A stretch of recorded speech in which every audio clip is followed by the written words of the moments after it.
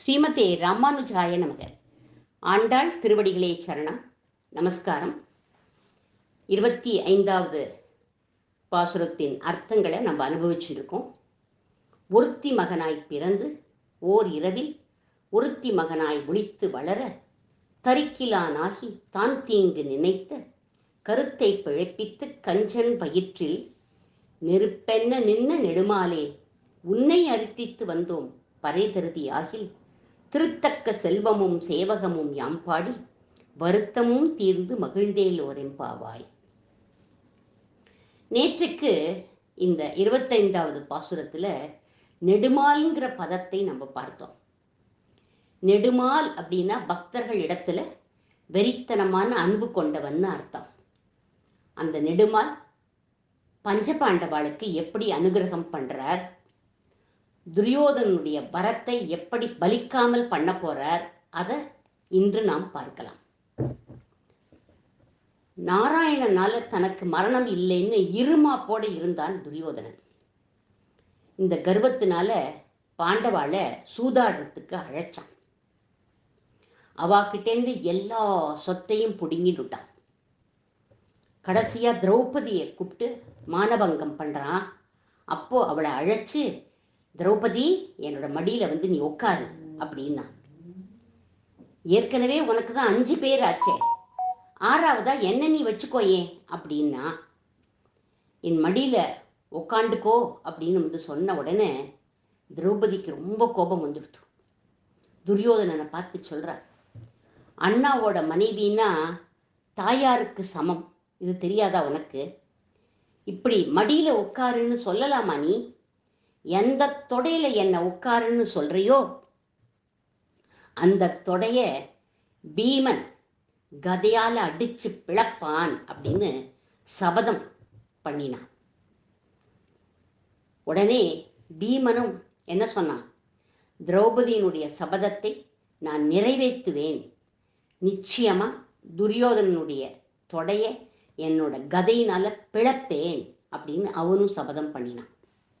இப்படி 2 பேரும் அந்த சமயம் சபதம் பண்ணிட்டா. காட்டுக்கு போயிட்டா 12 வருஷம். கண்ணன் பார்த்தான், இவ ஒத்துருக்குமே இப்போ டென்ஷனே இல்லை, அவ மட்டுக்கு காட்டுக்கு போயிட்டா டென்ஷன் இல்லாம. திரௌபதி சபதம் பண்ணிட்டா, பீமன் அதை வழி மொழிஞ்சுட்டான், அவ மட்டுக்கு போயிட்டா. இப்ப யாருக்கு ரொம்ப டென்ஷன் அப்படின்னா கிருஷ்ணனுக்கு தான் டென்ஷனா. ஏன்? இல்லீகலா ஒரு சபதத்தை 2 பேரும் பண்ணிட்டு போயிடுத்துகளே, இல்லீகலாச்சே இந்த சபதம். கதாயுதத்தை எங்கேயாவது இடுப்புக்கு கீழே அடிக்க முடியுமா? கதையை வச்சுட்டு இடுப்பு கீழே அடிக்க முடியுமா? இது 2ம் சபதம் பண்ணிட்டு போயிடுத்தே அப்படின்னு அவன் ரொம்ப யோஜனை பண்றான். இது எப்படி இல்லீகலை லீகல் ஆக்கலாம் அப்படின்னு அந்த யோஜனை பண்ணிட்டு உட்காண்டிருக்கான். லீகலா ஆக்க போறான். அதுதான் நெடுமால்.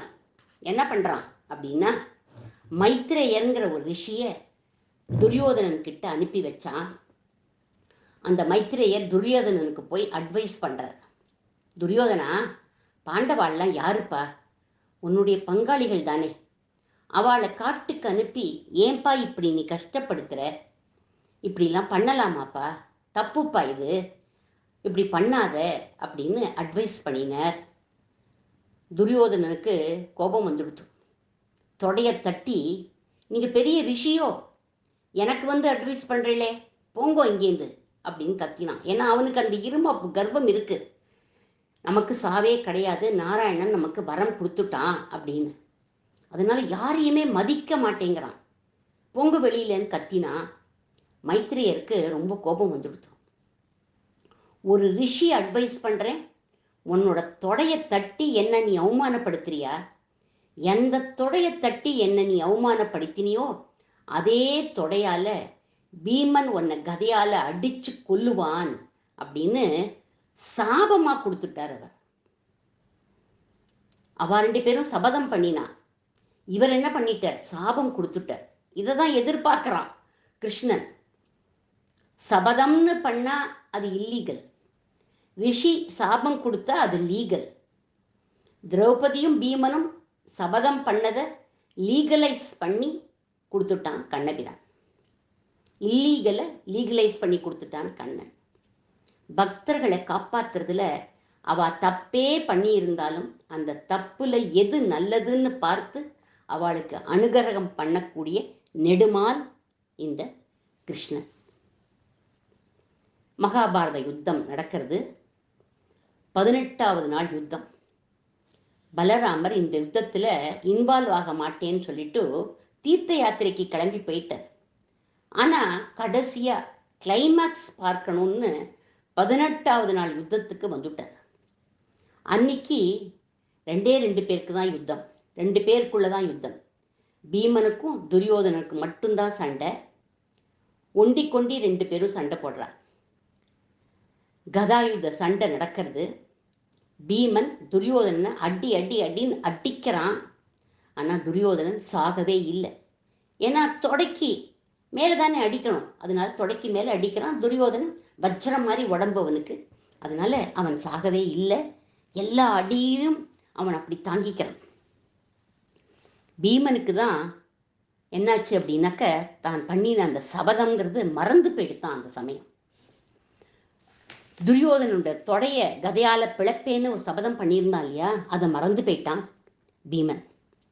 அந்த சமயம் கிருஷ்ணன் அர்ஜுனன் கிட்ட சொல்றார். பீமன் காதுல விழற மாதிரி பெருசா சொல்றார். என்ன சொல்றார் அப்படின்னா, அர்ஜுனா, நம்ம பீமன் சொன்ன வாக்க காப்பாற்ற வேண்டாம். துரியோதன் தொடையில அடிப்பேன்னு 13 வருஷம் முன்னாடி சபதம் பண்ணானே, கரெக்டா அடிப்பான், நீ வேணா பார்த்துட்டே இரு அப்படின்னான். அதுதான் நெடுமால். அப்பதான் பீமனனுக்கு ஞாபகம் வந்துடுத்து. ஓ, நம்ம சபதம் பண்ணதை கிருஷ்ணன் சொல்லிட்டான் அப்படின்னு ஓங்கி துரியோதனனை தொடையில அடிச்சுட்டான். அவனுடைய தொடைதான் பார்வதி சாபத்தினால இடுப்புக்கு கீழே பலமே இல்லாம இருக்கும்னு சொல்லியிருந்தாளே அவ. உடனே பீமனோட அடி அவனால தாங்க முடியல, அப்படியே சுருண்டு கீழே விழுந்துட்டான் துரியோதனன். இந்த யுத்தத்தை பார்த்துட்டே இருந்தார் யாரு? பலராமர். கோபம் வந்துடுத்து அவருக்கு. பீமனை போய் பாஞ்சுண்டு சண்டைக்கு போறார் அவங்கிட்ட. ஏ பீமா, என்னோட ஸ்டூடெண்டாடா நீ? என்னோட ஸ்டூடெண்ட் இப்படிலாம் பண்ண மாட்டாடா? என்கிட்ட இவ்வளவு நாள் கத்துண்டியே, இதுக்கு என்ன அர்த்தம்? இடுப்புக்கு கீழே அடிக்கக்கூடாதுன்னு உனக்கு தெரியாதா? எதிரியை போய் இப்படி அடிச்சுட்டியேடா, இடுப்புக்கு கீழே தொடையில் அடிச்சுட்டியேடா அவனை அப்படின்னு பாஞ்சுண்டு சண்டைக்கு வந்தார் அவர். உடனே கிருஷ்ணர், அண்ணா நில்லுங்கோ அப்படின்னு அழைச்சிட்டு போயிட்டான் அவரை. என்ன அப்படின்னு கேட்டார் பலராமர். மைத்ரேயர் இட்ட சாபம், ரிஷியோட வாக்கு ரொம்ப பவர்ஃபுல் அண்ணா. பீமன் இடுப்புக்கு மேல அடிக்கணும்னு நினைச்சாலும் ரிஷியோட வாக்குக்கு ஒரு பவர் இருக்கு இல்லையா? பீமன் கையிலேந்து கதை தானே நழுவி துரியோதனனுடைய தொடையில அடிச்சுடுத்து. இதுக்கு பீமன் என்ன பண்ணுவான் அண்ணா அப்படின்னு சொல்றான் கிருஷ்ணன். ஓ அப்படியாடா, சரி அப்படின்னு சொல்லிட்டு அவன் போயிட்டான்.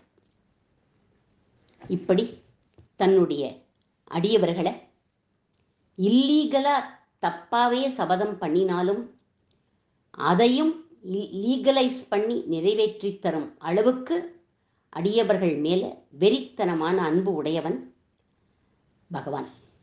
அதனால தான் நெடுமால் அப்படின்னு அவனை சொல்கிறோம். மால்னாலே பைத்தியம்னு அர்த்தம். நெடுமால்னா வெறித்தனமான அன்பு உடையவன் பக்தர்கள் பேரில். ஆண்டாளை பார்த்து இந்த நெடுமால் கேட்குறான், என்ன வேண்டி நீங்கள்லாம் இங்கே வந்தேள், அதை சொல்லுங்கோ அப்படின்னு சொன்னா. அதுக்கு ஆண்டாள் சொல்கிறா கண்ணன் கிட்ட, அதை நாங்கள் அடுத்த வாரம் சொல்கிறோம் கிருஷ்ணா அப்படின்னா. ஆண்டாள் திருவடிகளே சரணம்.